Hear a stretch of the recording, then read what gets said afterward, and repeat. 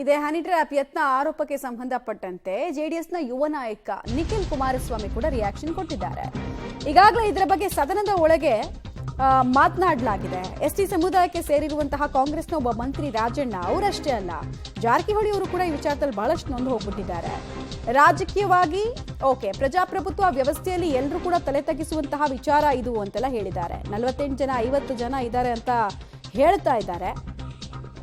ಅದು ಕೂಡ ಬಹಿರಂಗ ಆಗಲಿ ಅಂತ ನಿಖಿಲ್ ಕುಮಾರಸ್ವಾಮಿ ಅವರು ಆಗ್ರಹಿಸ್ತಾ ಇದ್ದಾರೆ. ಹನಿ ಟ್ರ್ಯಾಪ್ ವಿಚಾರದಲ್ಲಿ ನಿಖಿಲ್ ಕುಮಾರಸ್ವಾಮಿ ಅವರ ಪ್ರತಿಕ್ರಿಯೆ. ಅದ್ರ ಬಗ್ಗೆ ಸದನದೊಳಗಡೆ ಮಾತಾಡಿದರೆ ಎಸ್ಟಿ ಸಮುದಾಯಕ್ಕೆ ಸೇರಿರುವಂತ ಕಾಂಗ್ರೆಸ್ನ ಒಬ್ಬ ಮಂತ್ರಿ ರಾಜಣ್ಣ ಅವರು ಅಷ್ಟೇ ಅಲ್ಲ, ಇವತ್ತು ಜಾರಕಿಹೊಳಿ ಅವರು ಕೂಡ ಈ ವಿಚಾರದಲ್ಲಿ ಬಹುಶಃ ಸಾಕಷ್ಟು ನೊಂದಿದ್ದಾರೆ.